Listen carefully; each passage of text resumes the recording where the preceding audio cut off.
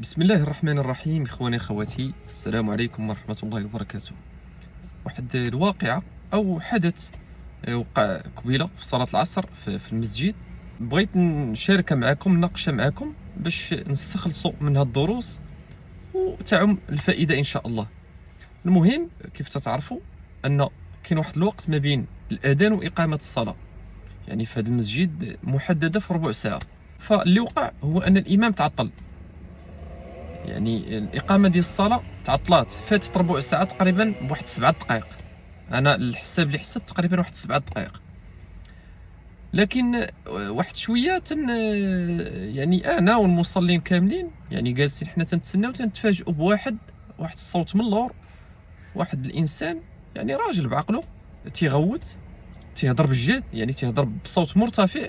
عباد الله، راه الناس عندها ما يتقضى، عند راه كل واحد والغرض ديالو، راه عندنا ما نقضيو، عيب هذا الشيء. المهم تيهضر يعني واخد راحته بصوت مرتفع.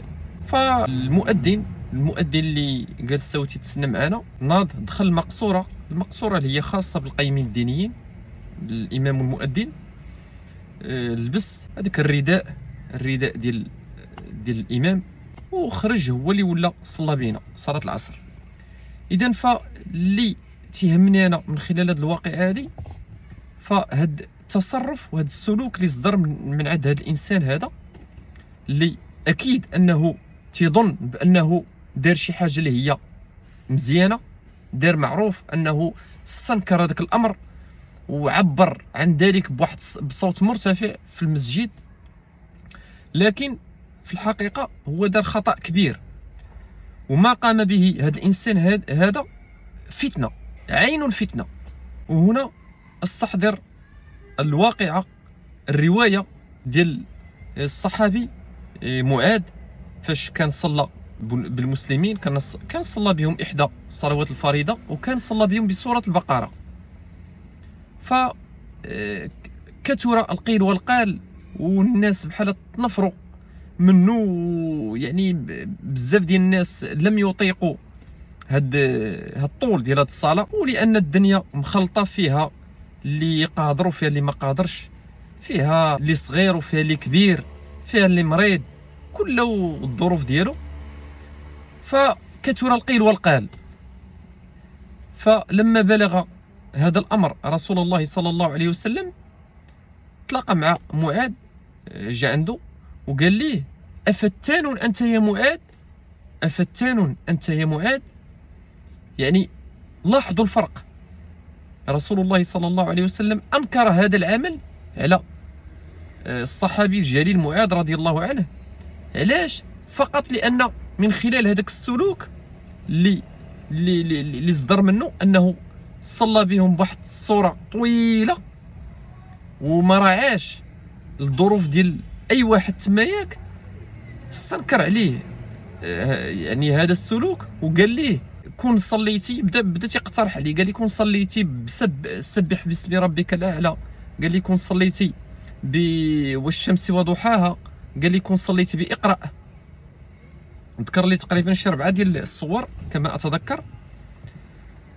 فالشاهد عندي انا في هذا الحدث هو رسول الله صلى الله عليه وسلم انكر هذا السلوك على الصحابي، لان من خلال هذا السلوك ديالو كثر القيل والقال، كثرت الهضره والهراج. فما بالك بانسان بمجرد ان اقامه الصلاه تعطلات ب7 دقائق، ناض دار لينا هذيك الحاله، دار هذيك البلباله، وراه الناس عندهم وتيهضر يعني بصوت مرتفع جهرا. وهذه فتنه، هذه عين الفتنه، لان الناس مخلطه. الفتنه نائمه لعن الله من ايقظها. فيعني كل شيء كان هاني، اتى واحد يعني هذوك الفهيميه بوحدو اللي تيفهم، هو الوحيد، هو الفهيم تماياك، وبوحدو اللي سمح راسو باش انه يرفع الصوت ديالو ويهضر بالجهد وينتقد ضاربا بعرض الحائط هذاك الوقار اللي خاصو يكون في المسجد. وفقط غير الناس المصلين اللي معاه خاصو يحترمهم، من باب الاحترام ما ترفعش الصوت ديالك.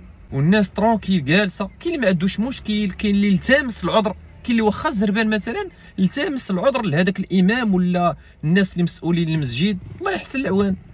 خصوصا ان الواقعه يعني ما تتكررش مره في شحال. ربما هذا انا ما عرفتش واش هذا من الساكنه ولا شي واحد غير دايز، يعني غير باساجي وجا دار هاد البلبله هادي. وهادو هما الفهيميه اللي شحال مره انا هضرت يعني فاش تنتناول الموضوع اللي تيهم المؤذنين ولا الائمه في المساجد. المساجد المغربيه ديما تنجبد هاد الفهيميه هاد الفتانين، هاد رؤوس الفتنه، ديما دوك الفهيميه اللي تيفهموا في كلشي ترونكيل، وبوحدو اللي عنده مشكل مع واحد الشرجم محلول تيدخل منه البرد بوحدو، ولا عنده مشكل مع واحد الفرفاره خدامه. الا انت مثلا زربان الله يحسن العوان، هاد السيد هذا كان ممكن انه يقيم الصلاه ويصليها ويخرج.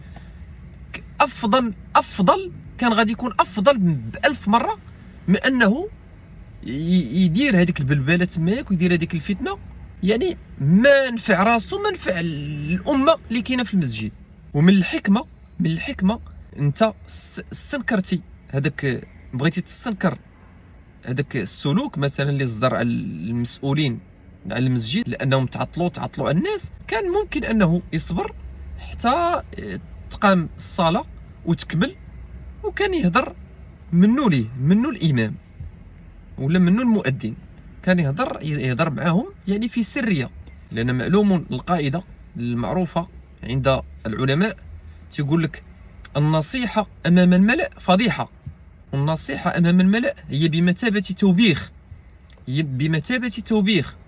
ولو يكون عندك الحق، ولو يكون معك الحق، فهذاك الانسان اللي تتنصحه او تستنكر عليه شيئا ما قدام الملأ عنده الحق، عنده كامل الحق انه يدور فيك، وانه ما يقبلش منك النصيحه.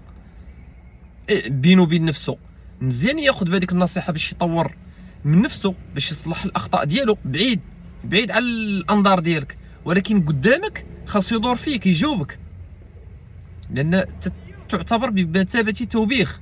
ماشي غير حيت طلع لك الدم وبغيتي ما قادرش انك تصبر وما تتحلاش بواحد الحكمه، بنوع من الصبر وبنوع من الحكمه والموعظه الحسنه، صافي تبدا تبرد على راسك بهذيك الطريقه اللي قالها لك راسك. ونرجعوا الكلام اللي وجهه رسول الله صلى الله عليه وسلم المعاذ رضي الله عنه عندما قال له افتان انت يا معاذ.